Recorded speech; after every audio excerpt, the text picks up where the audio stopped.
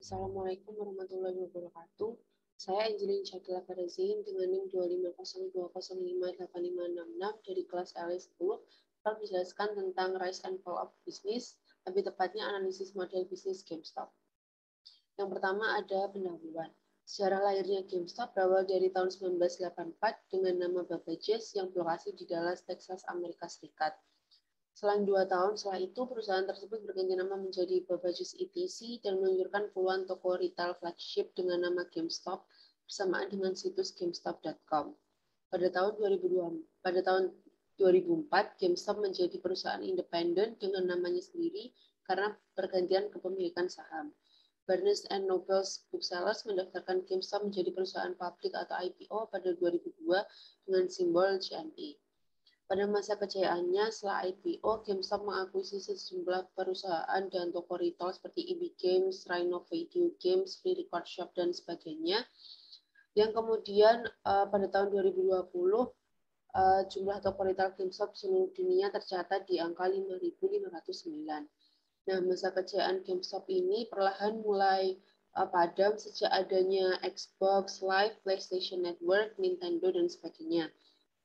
Perubahan pasar ini membuat performa penjualan GameStop menurun hingga puluhan persen pada periode 2016 sampai 2018. Kemudian GameStop membuat strategi dengan menjual produk game lawas atau retro dan mengizinkan konsumennya untuk mencoba gamenya di tempat, namun nampaknya strategi tersebut belum berhasil sehingga menyebabkan GameStop terpaksa untuk menutup tokonya sebanyak 462 toko di tahun 2020. Nah, kemudian saya akan menjelaskan tentang 9 bisnis model canvas dalam keadaan rise and fall berkaitan dengan strength and weakness-nya.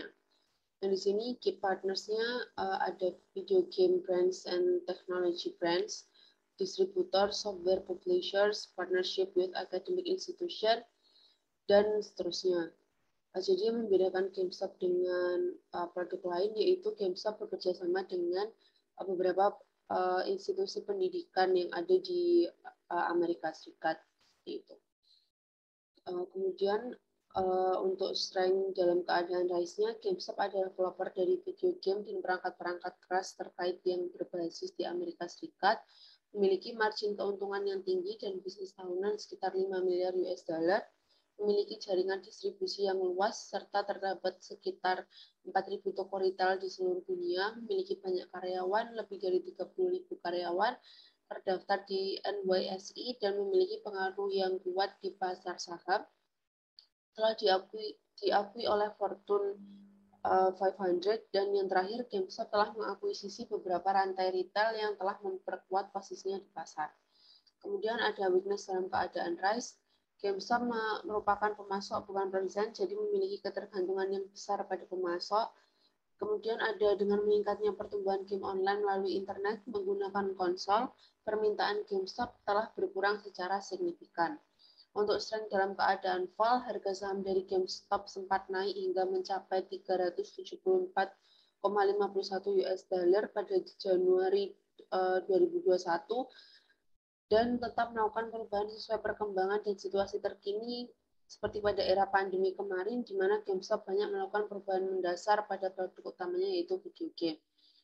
Kemudian untuk weakness dalam keadaan fall-nya, harga saham GameStop telah merosot hingga beberapa kali berada di bawah 100 USD per hari, dan sejak pandemi customer GameStop berkurang. Kemudian ada pattern dari GameStop sendiri. Pattern dari GameStop adalah open business model, dibuktikan dengan munculnya produk-produk baru dari GameStop yang disesuaikan dengan kebutuhan customer, serta bertambahnya cabang-cabang baru setiap tahunnya. Kemudian ada business model environment. Di sini untuk dalam keadaan rise-nya, GameStop memiliki jangkauan customer yang sangat luas sehingga siapapun bisa menggunakan produknya, tentunya dengan harga yang affordable. Dalam keadaan fall, GameStop mulai kekurangan customer, terutama gamers, dikarenakan produknya yang tak kunjung mengalami perubahan. Kemudian ada needs and demands. GameStop merupakan pelopor video game seperti yang sudah saya jelaskan di awal tadi. Untuk keadaan fall-nya, GameStop tidak berhasil mempertahankan produk-produknya. Untuk market isunya pada tahun 2014, GameStop mengalami peningkatan saham. Lalu dalam keadaan fall, harga saham GameStop menurun drastis sehingga GameStop terpaksa harus menutup beberapa toko retailnya. Untuk switching cost dalam keadaan rise, GameStop sendiri memberlakukan sistem poin yang diletakkan pada membership card atau account sehingga para customer dapat merasakan benefit yang diberikan. Untuk dalam keadaan fall-nya, GameStop tidak mengalami perubahan yang signifikan. Kemudian revenue attractiveness dalam keadaan rise, GameStop menyediakan beberapa produk original yang beratasnamakan GameStop yang diproduksi secara massal. Dalam keadaan fall, banyak sekali produk yang serupa seperti GameStop dengan harga yang jauh lebih murah. Untuk key trends-nya ada societal and cultural trends dalam keadaan rise. GameStop selalu melakukan inovasi dengan adanya perkembangan zaman. Untuk dalam keadaan fall-nya, sejak pandemi tahun 2019, sejak pandemi yang diawali di tahun 2019 kemarin, GameStop berhenti melakukan inovasi. Lalu untuk socio-economic trends, dalam keadaan rise, GameStop membuka beberapa tokonya di area yang mudah dijangkau, tentunya di area sekitar Amerika dan Eropa. Lalu dalam keadaan fall-nya, dikarenakan harga saham yang anjlok drastis, GameStop terpaksa menutup beberapa gerainya. Lalu untuk industry forces-nya, suppliers and other value chain actors dalam keadaan rise, pada saat itu produk yang diproduksi oleh GameStop memiliki kualitas terbaik dibandingkan dengan produk lainnya. Dibuktikan dengan fakta bahwa GameStop merupakan pelopor dari video game di seluruh dunia. Lalu dalam keadaan fall, penyebab utama dari tutupnya beberapa gerai adalah harga saham yang merosot drastis. Lalu kompetitorsnya, salah satu kompetitor terbesar GameStop adalah Best Buy. Best Buy adalah salah satu retail elektronik terbesar di Amerika Serikat dan memiliki konsep yang kurang lebih sama dengan GameStop. Lalu untuk dalam keadaan fall-nya, GameStop tidak dapat melakukan apapun sehingga GameStop mengalami kerugian bersih sebesar 673 juta US dollar.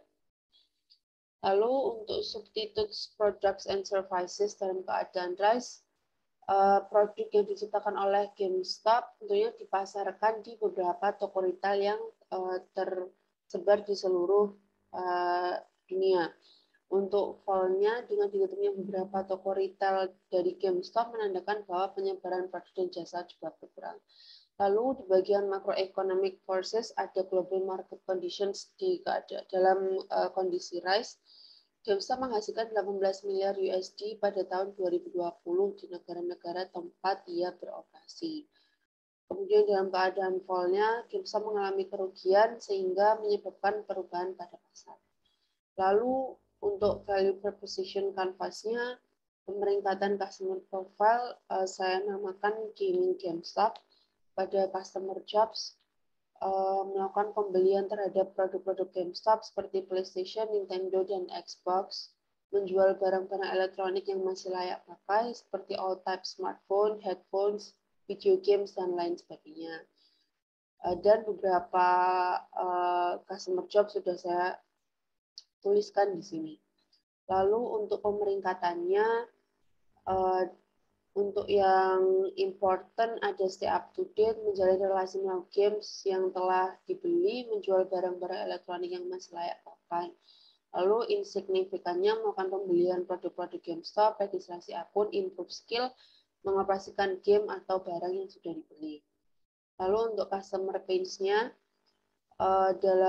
sudah saya urutkan, ya untuk ekstrimnya mudah bosan dengan produk yang sudah dibeli, dan jika ingin produk dengan konsep terbaru harus membeli lagi. Untuk moderatnya, harga yang ditawarkan terlalu mahal, ongkos kirim terlalu tinggi, terbatasnya jarak dan waktu, dan terbatasnya persediaan ekspedisi yang ada. Lalu untuk customer gains-nya,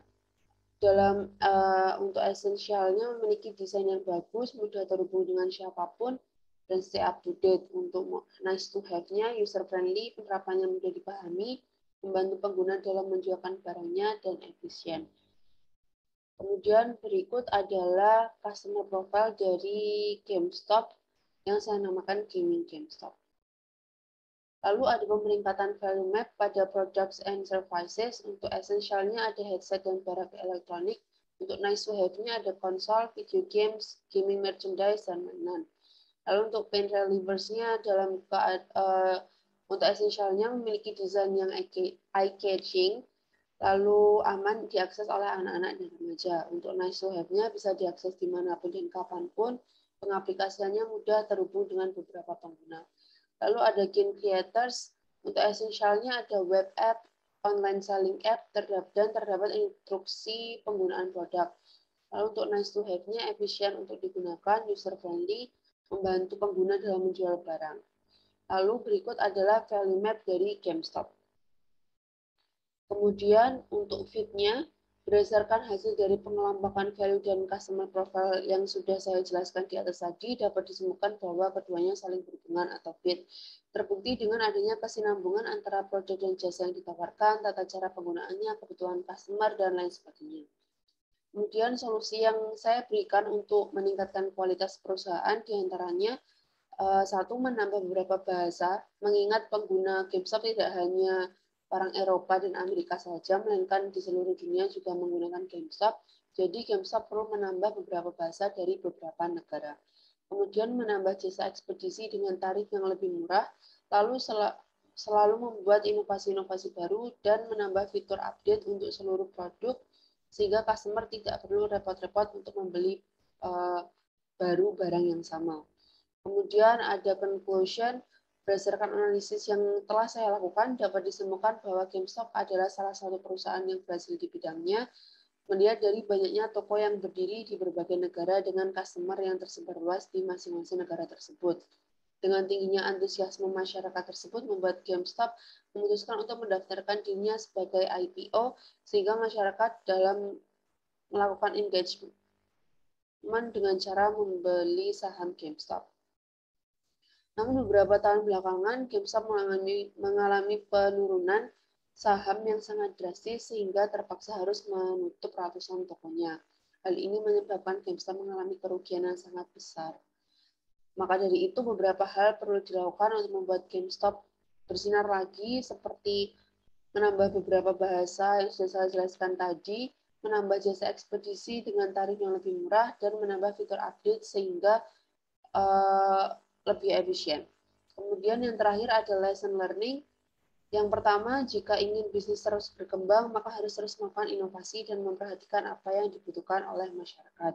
Kemudian tidak serta-merta menutup usaha apabila sedang dalam keadaan tidak baik-baik saja. Alangkah baiknya sebagai seorang founder mencari jalan keluar yang lebih bijak dengan melibatkan tim dan karyawan.